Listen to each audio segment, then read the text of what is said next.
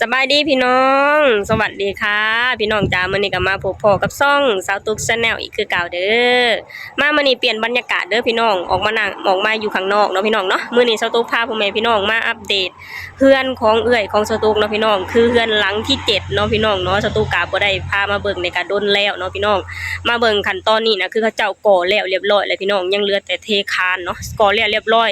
ใส่วงกบแล้วเรียบร้อยแล้วก็สร้างเขาเจ้าก็บ่ได้มาเฮ็ดแล้วเรียบร้อยเลยพี่น้องจบงานมอบงานเรียบร้อยเนาะยังเหลือแต่ขั้นตอนเทคานเนาะพี่น้องขั้นตอนเทคานนี่คือเป็นงานของพ่อใหญ่เสิร์ชเนาะพี่น้องเนาะมื้อนี้สตุกเองกับพาพ่อแม่พี่น้องมาเบิ่งเรือนของเอื้อยของสตุกเนาะพี่น้องตอนนี้ก็คือก่อเสร็จเรียบร้อยแล้วเนาะพี่น้องเนาะป้าพี่น้องเดี๋ยวเฮาไปเบิ่งในสตุกเด้อพี่น้องฮอดแล้วเรือนของเอื้อยของสตุกมาพี่น้องเฮามาเริ่มอยู่ทางหน้ากันเนาะพี่น้องเนาะนี่ก่อแล้วเรียบร้อยแล้วพี่น้องก่อห้องก่อยังแล้วเรียบร้อยแล้วคนที่เขาเจ้ามาเฮ็ดกับเขาเจ้ายุดแล้วเนาะพี่น้องเพราะว่ายังเหลือแต่เทคานเนาะเขารับเฮ็ดแค่เทคานเขารับเฮ็ดแค่ก่อแล้วก็ใส่วงกบเนาะพี่น้องที่เหลือก็คือพวกเทคานเทิงนี่พ่อใหญ่เสิร์ชเพิ่นจะมาเฮ็ดเองเนาะพี่น้องเพิ่นก็จะหาคนของเพิ่นแล้วมาเฮ็ดเองเนาะ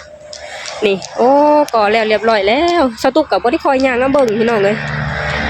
มีแต่เอาเฮือนเอาเฮือน มีแต่เอาลูกอยู่เฮือนพี่น้องบ่ค่อยได้มาเบิ่งนำเขาเจ้าดอกบ่มีเวลาเนี่ยเอาลูกมากะยากเนาะพี่น้องเนาะสตุกก็แค่ขับรถผ่านไปผ่านมาแล้วก็โดนสตุกถึงย่างเอาเบิ่งอีกทีนึงเนาะพี่น้องมาอีกทีนะเขาเจ้าก่อแล้วเรียบร้อยแล้ว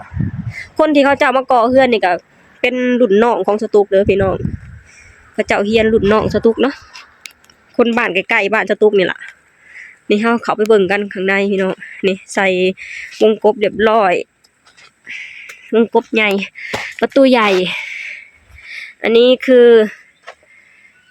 แกะสลักปลาเรียบร้อยพี่น้องโอ้ยสวยงามอ่ะพินิจว้าวคือสตุกน่ะจะบ่ค่อยหูเด้อพี่น้องว่าเฮ็ดเฮือนหลังนี้น่ะใส่งบเท่าใดแน่แล้วก็แต่ละอย่างที่ซื้อมานี่คือสตุกบ่ฮู้ราคาเนาะพี่น้องเพราะว่าสตุกบ่แม่นคนที่มาจัดการเกี่ยวกับเรื่องนี้เนาะพี่น้องส่วนหลายมีแต่บ่แม่นส่วนหลายแหละคือหลักๆน่ะคือเอื้อยของสตุกเนาะพี่น้องเพิ่นจะเป็นคนรับผิดชอบคือเพิ่นจะฮู้เบิดทุกอย่างนะพี่น้องยามเอื้อยของสตุกเพิ่นโอนเงินมาก็คือจะโอนให้ทางเอื้อยให้เซาหลาเนาะพี่น้องเนาะเพิ่นก็จะฮู้รายละเอียดทุกอย่างนะสตุกน่ะบ่ค่อยฮู้ดอกมีแต่สตุกน่ะโดนๆสตุกจะมาถ่ายให้พ่อแม่พี่น้องเบิ่งมาเบิ่งแค่เฮือนพี่น้องแต่ว่าสตุกน่ะบ่ฮู้รายละเอียดว่าแต่ละอย่างน่ะใส่เงินใส่งบเบิดเท่าใดเนาะพี่น้องเนาะอันนี้คือห้องนอนเด้อพี่น้องนี่อันนี้ห้องนอนของเอื่อยเนาะพี่น้องเพิ่นเฮ็ดห้องน้ำในตัวเนาะเฮือนหลังแรกเลยล่ะพี่น้องในบรรดาเฮือน7หลังนี่เฮือนหลังแรกที่มีห้องน้ำอยู่ในห้องนอนเนาะพี่น้องเนาะนี่ทั้งสวยทั้งรู้ทั้งรักอยู่น้ำเพื่อนเอื่อยของสตุกกันแหละพี่น้องนี่อันนี้คือห้องนอนอีกห้องเนาะแต่ห้องตัวนี้นะบ่มีห้องน้ำในตัวเนาะพี่น้องแต่ว่ากว้างๆในห้องเพิ่นนะนี่อันนี้คือขาเขตเฮือนใหญ่เด้อพี่น้องอันนี้คือห้องโถง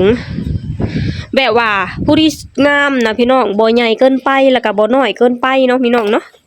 นี่อันนี้คือห้องครัวเฮือนครัวเด้อพี่น้องเฮือนครัวของเราของเพิ่นนี่ก็กว้างเติบเด้พี่น้องเจ้าก่อแล้วเรียบร้อยแล้วนี่แหละพี่น้องสตุกกะ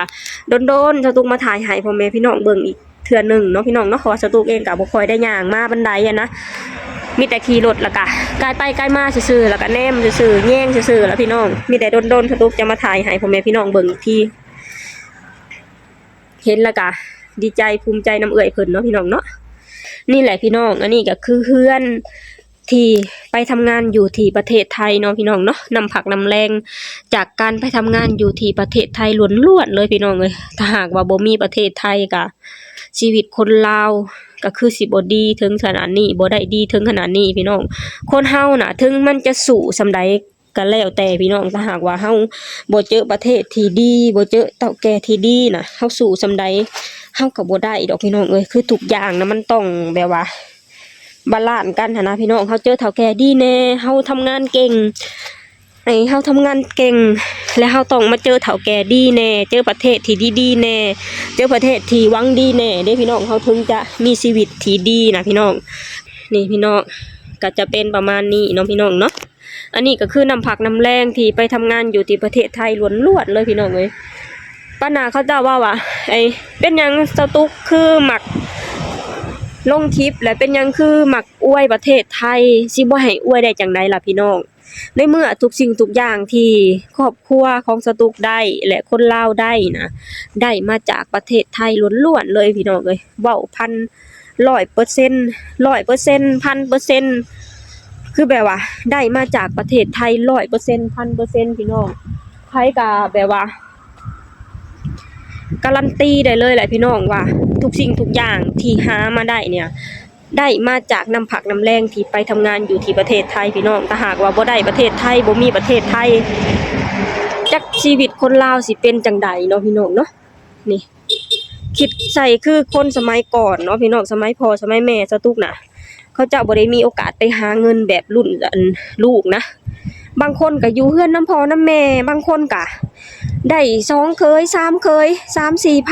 ก็ยังมาอยู่เฮือนน้ำพ่อน้ำแม่บัดนี้ก็อยู่เฮือนหลังเดียวกันล่ะก็ทะเลาะเบาะแว้งกันเนาะพี่น้องแต่ว่าสมัยก่อนก็คือว่าแหละพี่น้องมันก็แบบว่าบ่ได้สะดวกสบายคือผู้มื้อนี้เนาะการหาเงิน